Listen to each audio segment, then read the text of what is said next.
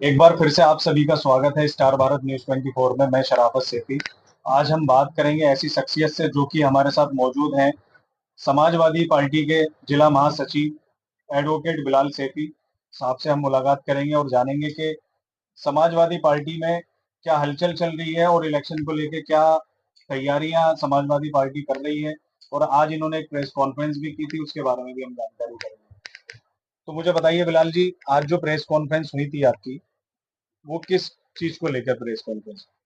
देखिए, जैसे जैसे 2027 नजदीक आ रहा है, समाजवादी पार्टी का कारवां हापुड़ में बढ़ता जा रहा है। और हम लोगों की जो मेहनत है विपक्ष में रहते हुए हमने की गई है, उसका जो परिणाम है वो देखने को मिल रहा है। और समाजवादी पार्टी का विस्तार हापुड़ के तीनों विधानसभाओं में हो रहा है। और कार्यकर्ता दिन प्रतिदिन जुड़ते जा रहे हैं पार्टी से, और पार्टी को मजबूत करने का काम कर रहे हैं। आज इसी कड़ी में मजदूर सभा एक प्रकोष्ठ है हमारी पार्टी का, उसमें 2 लोगों की नियुक्ति हुई। जिला अध्यक्ष मजदूर सभा हापुड़ रागिब चौधरी, जो कि रजहेड़े के रहने वाले हैं, और एक अफजाल सैफी हैं कुचेसर चोपले के, वो प्रदेश सचिव मजदूर सभा बनाए गए हैं धनीलाल श्रमिक जी प्रदेश अध्यक्ष जी द्वारा। तो उसी संबंध में प्रेस वार्ता हमारे द्वारा की गई थी, और उस प्रेस कॉन्फ्रेंस में दोनों को मनोनयन पत्र सौंपे गए। और दोनों ही लोग मजबूत हैं, दोनों का ही युवाओं में बहुत अच्छा नेटवर्क है, और समाजवादी पार्टी को 2027 में मजबूत करने के लिए हमारे साथ कंधे से कंधा मिलाकर काम करेंगे दोनों ही लड़के। बिलाल जी, मुझे ये बताइए, जिले को लेकर काफी हलचल समाजवादी में चल रही है, उसके बारे में आपका क्या कहना है? देखिए, हलचल कुछ नहीं है। सब लोग, प्रत्येक पदाधिकारी, प्रत्येक कार्यकर्ता जिसे जो जिम्मेदारी है वो कर रहा है।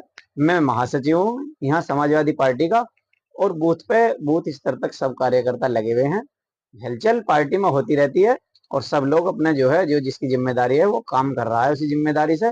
और सब माननीय राष्ट्रीय अध्यक्ष अखिलेश यादव जी के जो आदेश हैं उनका अनुपालन भली भांति कर रहे हैं।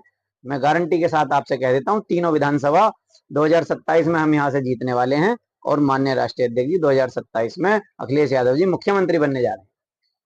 देखिए, अभी हाल फिलहाल में जल्दी में ही जिला पंचायत के इलेक्शन होने वाले हैं, उसमें समाजवादी पार्टी का क्या रोल रहेगा? इस बार इलेक्शन लड़ेंगे या नहीं भी लड़ेंगे? देखिए, जैसा प्रदेश अध्यक्ष जी का और माननीय राष्ट्रीय अध्यक्ष अखिलेश यादव जी का निर्णय होगा, उसी को अनुपालन में हम, यदि वहां से हमें प्रदेश से कोई गाइडलाइन मिलती हैं चुनाव लड़ाने के लिए, प्रत्याशी उतारने के लिए, तो लड़ाएंगे। वरना जो भी राष्ट्रीय अध्यक्ष अखिलेश यादव जी का निर्णय होगा उसी के साथ हम रहेंगे। जिला पंचायत चुनाव यदि हमारी पार्टी लड़ेगी तो हम मजबूत हैं उसमें। और यहाँ 19 वार्ड लगते हैं जिला पंचायत के, 19 के 19 जिताने का काम करेंगे। अभी अखिलेश यादव जी, जो समाजवादी पार्टी के राष्ट्रीय अध्यक्ष जी हैं, वो बिहार रैली में गए थे। जो राहुल गांधी जी की रैली चल रही है उसमें गए थे, तो उसके बारे में आपका क्या कहना है? देखिए, बिहार मन बना चुका है इंडिया गठबंधन को जिताने का। और राष्ट्रीय अध्यक्ष अखिलेश यादव जी जब बिहार पहुंचे, तो वहां देखते ही काफिला बन रहा था। इतनी भीड़ मैंने कभी किसी नेता के पीछे नहीं देखी, जितनी मैंने राष्ट्रीय अध्यक्ष अखिलेश यादव जी की वहां पे वोट अधिकार यात्रियों में जुड़ने के पश्चात देखी है। आदमी पे आदमी चढ़ रहा है, और सब लोग अखिलेश यादव जी को इस गठबंधन में पसंद कर रहे हैं। और इंडिया गठबंधन बिहार चुनाव में प्रचंड बहुमत से जीतने जा रहा है, और उसमें अहम भूमिका जो वोट दिलाने की अखिलेश यादव जी की नजर आ रही है। जिस तरीके से उनके इस यात्रा में जुड़ने के बाद भीड़ का तांता दूर तक दिखता है। देखिए, कहीं ना कहीं जो वोट चोरी का मामला है, अब उसी चीज को लेकर राहुल गांधी जो है इंडिया गठबंधन के साथ मिलकर जो है रैली कर रहे हैं बिहार में। तो क्या संभव है कि ये हर बिहार को छोड़कर यूपी में भी ये रैली संभव है कि हो सकती है? देखिए, भारतीय जनता पार्टी ने पूरे प्रदेश में नहीं, पूरे देश में वोटों की चोरी करी है। और हर आदमी को अधिकार है अपनी वोट रखाने का, वोट बचाने का, और अपनी वोट को जहां चाहे वहां डालने का। लेकिन भारतीय जनता पार्टी वोट चोरी करके उसके जो है सांसद और विधायक बन रहे हैं। उसी कूट रचना से वो सत्ता पर काबिज है। लेकिन राहुल गांधी जी ने, अखिलेश यादव जी ने इस मुद्दे को उठाकर लोगों को अपने वोट अधिकार की पहचान कराई है, याद दिलाई है। इसलिए आगे को वोट चोरी ना हो, वोट अधिकार यात्रा राष्ट्रीय अध्यक्ष अखिलेश यादव जी और राहुल गांधी जी लेकर निकले हैं। 27 में सुपड़ा साफ कर देंगे, इन्हें एक वोट चोरी नहीं करने देंगे। बिहार में जो इलेक्शन है उसके रिजल्ट को लेकर आप क्या कहना चाहेंगे? मतलब क्या हो सकता है वहाँ? बिहार में जो अभी हाल फिलहाल में इलेक्शन होने वाले हैं, इंडिया गठबंधन बहुत जोरों शोरों से तैयारी में लगा हुआ है। तो उसी तरह भाजपा भी बहुत जोरों शोरों से अपनी तैयारियों में लगी हुई है। तो उसके बारे में आपका क्या देखिए, भाजपा का जो लूट और जंगल राज मुख्यमंत्री नीतीश जी के नेतृत्व में देख लिया बिहार ने। अब बिहार बना चुका है कि उन्हें अयोग्य मुख्यमंत्री नहीं चाहिए, योग्य मुख्यमंत्री चाहिए, जिसके उसमें इंडिया गठबंधन का जो भी चेहरा होगा मुख्यमंत्री का वो बनेगा। भाजपा और नीतीश कुमार ने मिलकर बिहार को लूटने का काम किया है। जहां बिहार 2005 में था वहीं खड़ा है, उससे आगे बढ़ नहीं पाया है। उससे आगे अब जब सरकार उसमें इंडिया गठबंधन की बिहार में बनने जा रही है, तो विकास का जो पथ पर बिहार चलने का काम करेगा और भाजपा को और जेडीयू को खदेड़ने का काम करेगा। बिलाल जी, अभी एक वीडियो सोशल मीडिया पे बहुत ज्यादा वायरल हो रही है, जिसमें कांग्रेस के कार्यकर्ता और भाजपा के कार्यकर्ता आमने सामने आ गए थे और उनका कुछ झगड़ा भी हुआ था। तो उस बीच को लेके जो है कांग्रेस के मुख्यालय पे जो है थोड़ा हंगामा भी किया गया था भाजपा कार्यकर्ताओं के द्वारा। और उसके अपोजिट भाजपा कह रही है कि मोदी जी को गाली भी दी गई है कांग्रेस के कार्यकर्ताओं के। अब ये इंडिया गठबंधन एक ही है, तो मैं इसी चीज पे आपसे सवाल करना चाहूंगा, इसके बारे में आपका क्या देखिए, जहां तक हिंसा का सवाल है, जब जब बीजेपी हारती है, जब जब भी भाजपा सत्ता से बाहर होने का उसे डर होता है, तो वो हिंसा का सहारा लेती है और हिंसा पे उतर आती है। अब भारतीय जनता पार्टी की हताशा इतनी बढ़ चुकी है कि वो हिंसा का सहारा लेते हुए कांग्रेस के पार्टी कार्यालय पर जाकर पथराव कर रहे हैं, डंडेबाजी कर रहे हैं, गाली गलौज कर रहे हैं, जिससे स्पष्ट हो गया है कि बिहार में भाजपा और जेडीयू जाने वाली हैं। उनकी हताशा अब उनके एक्ट में नजर आ रही है, जो वो वहां हिंसा कर रहे हैं। हिंसा का सहारा, लोकतंत्र में हिंसा को कोई जगह नहीं है। और जहां तक गाली गलौज की बात है, अगर भाजपा के किसी व्यक्ति ने जाके वहां कांग्रेस के रैली में माननीय मोदी जी को जो है गाली दी है, तो हम उसकी जो है निंदा करते हैं। गाली का कोई स्थान लोकतांत्रिक भाषा में और लोकतंत्र में नहीं हो सकता। मर्यादा बनी रहनी चाहिए। राजनीति अपनी जगह है, मर्यादा अपनी जगह है। किसी को भी यह अधिकार नहीं है वो किसी भी नेता को और प्रधानमंत्री जैसे पद पर शोभित करने वाले मोदी जी को गाली दी जाए। आज वो हमारे प्रधानमंत्री हैं, गाली का कोई स्थान नहीं है। लोकतांत्रिक रूप में अपना लड़ना चाहिए, चुनाव लड़ना चाहिए। लेकिन ये सब भाजपा की ही षड्यंत्र हैं। कांग्रेस की रैली में अपने आदमी भेजे जाते हैं, वहां मोदी जी को गाली दिलाई जाती है। फिर जब मोदी जी रैली में आते हैं, तो वो गाली का हवाला लेते हुए उसे अपना हार बनाते हुए और लोगों को जो है दूसरे तरीके से भ्रमित करते हैं और अपने पक्ष में वोट का आह्वान करते हैं। ये निंदनीय है। तो भाजपा का इसको गाली के विवाद को लेके बहुत ज्यादा रोष है, देखने को मिल रहा है। उसके बारे में आप कुछ कहना चाहेंगे? ये सब भाजपा के आदमी हैं। कांग्रेस को, राहुल गांधी जी को, अखिलेश यादव जी को, तेजस्वी जी को अपमानित करने के लिए और ध्रुवीकरण करने के लिए ये सब चीजें कराई जा रही हैं। उस जो वो आदमी था जिसने गाली दी है, उसका हमारे इंडिया गठबंधन से दूर दूर तक कोई वास्ता नहीं है। वो कहीं ना कहीं जांच होगी तो भाजपा का ही कार्यकर्ता निकलेगा। अगर हम हापुड़ में बिलाल जी, अगर हम हापुड़ में मुद्दों की बात करें, तो आप अगर राजनीति में समाजवादी पार्टी आती है, सत्ता में पार्टी आती है, तो आप हापुड़ को क्या सौगात देना चाहेंगे अपने? देखिए, हापुड़ में सबसे बड़ी बात यह है कि कोई भी सरकारी मेडिकल कॉलेज नहीं है और हापुड़ नया जिला है। उसका डेवलपमेंट किस तरीके से किया जाए और एक सीमा विस्तार कैसे हो, क्योंकि आप गाजियाबाद से जैसे ही निकलेंगे और सीधे गढ़ पहुंचेंगे तो सीधा सीधा मतलब ये हमारा जिला बना हुआ है। इसमें हम कोशिश ये करेंगे कि हमारे जिले का विस्तार हो। इधर गुलाउठी, सियाना, इधर खरकोदा, कैली, ये सब अगर हमारे जिले में जुड़ेगा तो उससे हमारे जिले का विस्तार होगा और जिला जितना बड़ा होगा इतना उसके लिए बेहतरी होगी हमारे जिले के लिए। क्योंकि हमारे जिले से लगने वाले सारे जिले इतने बड़े बड़े हो गए हैं।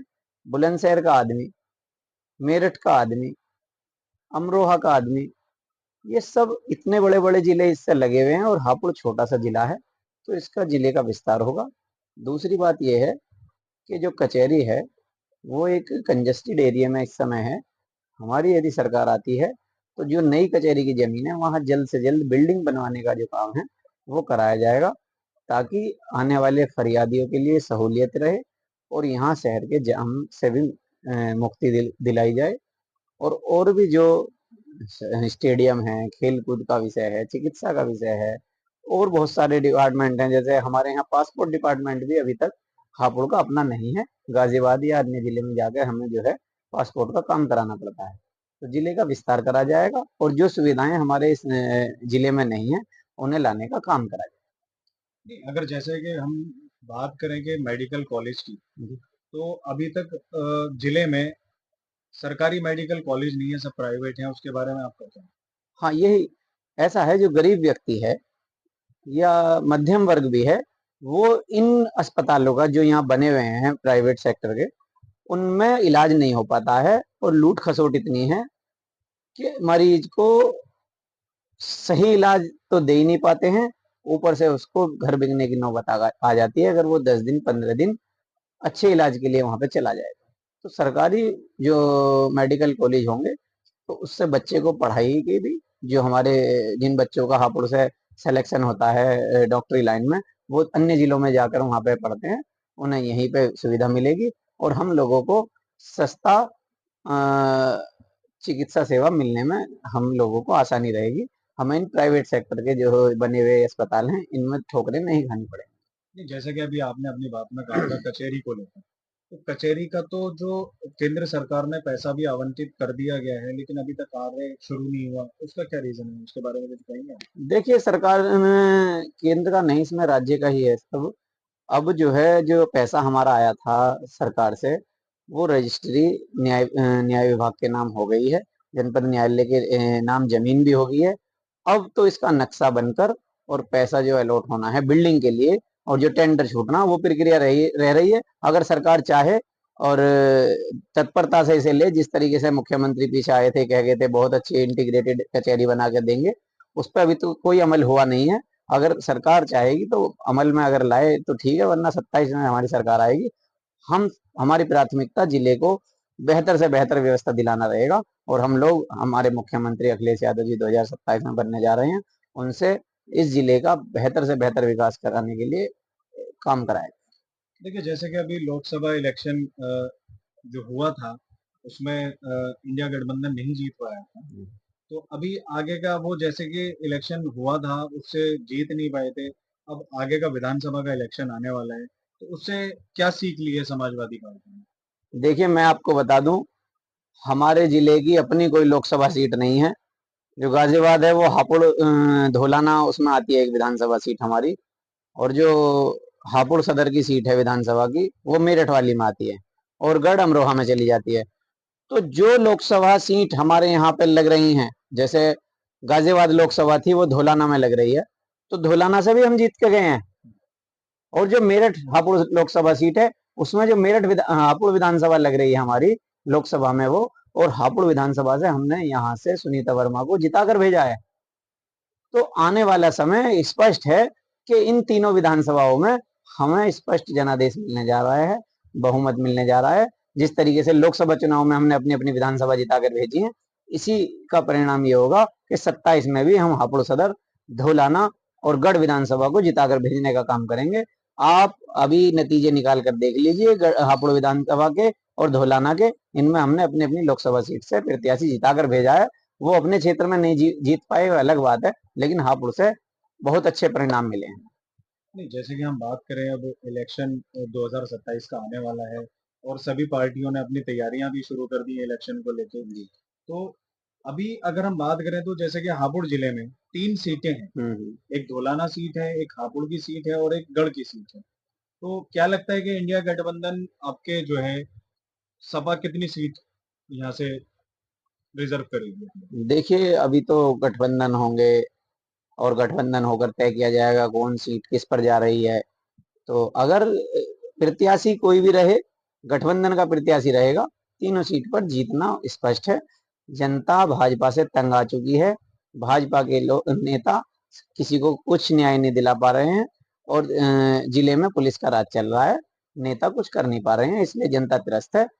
और आम मुद्दों पर भाजपा कुछ करने करने वाली है नहीं, जिससे लोग सपा की तरफ देख रहे हैं। सपा ही उम्मीद है और 2027 सपा का ही साल होने वाला है और मुख्यमंत्री अखिलेश यादव जी बने। देखिए, जैसे कि हमने देखा है कि कांग्रेस युवाओं को बहुत ज्यादा, कांग्रेस पार्टी युवाओं को अपनी पार्टी से जोड़ रही है, तो क्या सपा भी युवाओं को एक अच्छा मतलब जोड़ने का काम कर रही है, उसके बारे में? देखिए, कांग्रेस से हमारा गठबंधन रहेगा। जितनी सीटें माननीय अखिलेश यादव जी द्वारा कांग्रेस को दी जाएंगी, उन पे भी प्रत्याशी लड़ेगा और उन्हें भी हम दिलो जान से लड़ाएंगे। जहां तक युवाओं को जोड़ने की बात है, कांग्रेस पार्टी जोड़ रही है, अच्छी बात है, लेकिन समाजवादी पार्टी भी पीछे नहीं है। समाजवादी पार्टी में जो है युवजन सभा होगी, विंग है, उसमें युवाओं का पूरा ताना बाना है। लोहिया वाहिनी है, उसमें मुलायम सिंह यूथ ब्रिगेड है, उसमें सब में इन युवाओं का ही क्या नाम है रोल है। और ये फ्रंटल विंग है हमारी, जो युवाओं को जोड़कर पार्टी को मजबूत करने का काम करती हैं। और इनमें युवा बहुत ही मजबूती से लगे रहते हैं। प्रत्येक कार्यकर्ता और प्रत्येक पदाधिकारी बहुत ही युवा स्तर का होता है, और वो होता है जिसका अच्छा नेटवर्क जिले में और अपनी टीम के साथ होता है। देखिए, अभी हाल फिलहाल में अखिलेश जी का एक बयान आया था, उसमें उन्होंने बताया कि ना तो रिटायर होऊंगा ना होने दूंगा। उसके बारे में आपकी क्या प्रतिक्रिया है? नहीं, अखिलेश यादव जी का ऐसा कोई बयान मैंने नहीं सुना कि ना रिटायर होऊंगा ना होने दूंगा। ये तो शायद संघ प्रमुख मोहन भागवत का बयान है कि ना मैंने कभी कहा कि 75 साल में रिटायर हो जाऊंगा, ना मैंने किसी को करने के लिए कहा। तो ये अखिलेश जी ने उन्हीं की बात बोली थी, मैं उन्हीं की बात बता। अच्छा, अच्छा, अच्छा। हाँ, तो वो अब असल में मोहन भागवत जी को भी लग गया है कि अब आपका समय जो है खत्म होने वाला है इस देश में। आपका जो आप जिस तरीके से वोट चोरी करके जो है भाजपा को बना देते थे, सत्ता में लाते थे, उन्हें पता चल गया। इसलिए अब रिटायर होना ना होना, अगर वो ना भी होंगे तो जनता रिटायर कर देगी। जनता बैठी है ना मौन बनाए हुए, जनता रिटायर कर देगी। अब मोहन भागवत जी पीछे अपने ही बयान से अगर पलट जाएं तो उस पर कुछ कहने। को लेकर एक का कार्य कर रही है, जैसे कि अभी ये एक नया कानून इन्होंने पेश किया था, जिसमें 3 कानून को लेकर ये पेश किया गया था। उसके बारे में आप क्या कहेंगे, संविधान पर कानून को लेकर? देखिए, भाजपा लोकतंत्र में विश्वास करने वाली पार्टी नहीं है, और वो अपने तानाशाही एजेंडे को बढ़ाने के लिए ऐसे ऐसे कानून ला रही है कि किसी भी मुख्यमंत्री पर मुकदमा लगाओ फर्जी, 30 दिन उसे जेल में डालो और उससे पद छीन लो, और फिर उसे जो है जेल में ही सड़ाते रहो। कितने मुकदमे ऐसे फर्जी नेताओं पर लगाए गए हैं जिन्हें एक एक साल जेल में रहना पड़ा है। तो इस तरीके से भारतीय जनता पार्टी ये चाहती है कि वो ईडी और सीबीआई के बल पर किसी भी चुने हुए मुख्यमंत्री को, जिसे पूरे देश प्रदेश की जनता ने चुना हो, जिसके लिए बहुत बड़ी चुनावी प्रक्रिया उसका अनुपालन किया गया हो, और उसे 30 दिन जेल में रखो और जो है मुख्यमंत्री पद उससे छीन लो, उसकी पार्टी को नेस्तनाबूद कर दो। तो ये लोकतंत्र में बिल्कुल भी भरोसा नहीं करती हैं। संवैधानिक मूल्यों से कोई सरोकार भारतीय जनता पार्टी का नहीं है। वो अपने कानून लाकर और अपनी मुठमर्दी के बल पर किसी से भी उसके प्रदेश की सत्ता छीनने के लिए झूठे मुकदमे लगाकर जेल भिजवा सकती है, या फिर जो लोग उसके साथ सरेंडर कर जाएंगे उन लोगों को जो है मुकदमा हटाकर फिर से मुख्यमंत्री बनाने का काम करेगी। यही उन्होंने महाराष्ट्र में किया, जिससे अमित शाह ने ये कहा था कि जेल में चक्की पीसेंगे, ये करेंगे वो करेंगे, उसी को आज उप मुख्यमंत्री बना दिया गया। तो ये देश के लिए बहुत खतरनाक होने वाला है कानून, और लोकतांत्रिक मूल्यों पर ये सीधी सीधी चोट है। इस तरीके का कानून यदि देश में आता है तो वो संविधान को और चुने हुए मुख्यमंत्रियों को उन्हें कमजोर करने का काम करेगा। ऐसे कानूनों को रोका जाना चाहिए, और इनसे मंशा यही है कि तानाशाही लाना चाहते हैं। इसलिए मैं इस ऐसे कानून का विरोध करता हूं जो संवैधानिक मूल्यों के विपरीत है। देखिए, ये तो विरोध की बात होगी कि आप कानून का विरोध करना चाहते हैं। कहीं न कहीं इससे अपोज़िशन को नुकसान होने वाली बात है जी। कि भई, तो भाजपा को भी क्या लगता है कि आने वाले समय में जिस तरीके से ये कानून पेश किया गया है, तो आने वाले समय में भाजपा को लग रहा है कि सरकार बदल सकती है? देखिए, भाजपा को डर है कि वो जैसे तैसे, तो उनकी सांस अब चंद्रबाबू नायडू और नीतीश कुमार के द्वारा अटकी हुई है कि जिस दिन ये दोनों निकल के भागे तो सरकार गिर जाएगी। 2024 में जैसे तैसे जोड़ जमा करके इन्होंने सरकार बनाई है। अब इन्हें अपनी जमीन घिसकती हुई दिख रही है। तो इसलिए चुने हुए मुख्यमंत्रियों पर दबाव बनाने के लिए आने वाले समय में मंत्री इनके सामने ना खड़े हो पाए, किसी भी राज्य का मुख्यमंत्री या उसका मंत्री इनके खिलाफ ना बोले, इनके खिलाफ काम ना करे। ये उसे जो है इस कानून के जरिए कहीं ना कहीं भय बिठाना चाहते हैं, और चुने हुए लोगों पर दबाव बनाकर अपने पाले पर लाने के लिए ये जो है प्रयासरत है। तो कहीं न कहीं संविधान को भी बदलने की बात चल रही थी, जैसे कि मुद्दे चलते रहते हैं, बहुत हाइलाइट हो जाते हैं कभी-कभी कुछ मुद्दे। तो ऐसा पॉसिबल है कि संविधान को भी बदला जा सकता है? देखिए, जब तक यहाँ विपक्ष जिंदा है, अखिलेश यादव जी समाजवादी पार्टी की सक्रिय राजनीति में है, तब तक इन्हें ऐसा करने नहीं देंगे। ईंट से ईंट बजा देंगे, लेकिन संविधान पे हम समाजवादी लोग आंच नहीं आने देंगे। बाबा साहब भीमराव अंबेडकर जी द्वारा निर्मित संविधान से ही देश चलेगा। जहां जहां संविधान बदलने का काम देशों में हुआ है, वो देश विनाश की तरफ आगे बढ़ गए हैं। इसलिए हमारी और आपकी सबकी जिम्मेदारी बनती है, जो संविधान हमें बाबा साहब ने भीमराव अंबेडकर जी ने दिया है उसको बनाए रखें, उसके नैतिक मूल्य बनाए रखें, उसके मौलिक अधिकारों को खत्म ना होने दें। और जब ही संविधान सुरक्षित रहेगा, जब ही हम तुम लोग सुरक्षित रहेंगे, देश सुरक्षित रहेगा। अगर कोई भी पार्टी संविधान पर चोट करना चाहती है तो वो कहीं ना कहीं देश का नुकसान कर रही है। बहुत बहुत धन्यवाद। अब बिलाल जी, आप अगर समाजवादी पार्टी के युवाओं को कुछ संदेश देना चाहते हैं तो हमारे चैनल के माध्यम से दे सकते हैं। देखिए, मैं आपके चैनल के माध्यम से यही कहना चाहूंगा, युवा लोग जितने भी हैं वो हमारे युवा पूर्व मुख्यमंत्री अखिलेश यादव जी के शरण में आए, उन्हीं की पार्टी को ज्वाइन करें और समाजवादी पार्टी का कारवा बढ़ाएं और समाजवाद की स्थापना के लिए और देश को प्रदेश को उन्नति की ओर अग्रसर करने के लिए समाजवादी पार्टी से जुड़ें, समाजवादी नीतियों को जन जन तक पहुंचाएं और 2027 में हमारे साथ लगकर मुख्यमंत्री अखिलेश यादव जी को इस प्रदेश का मुख्यमंत्री बनाने का काम करें। बहुत बहुत धन्यवाद आपका।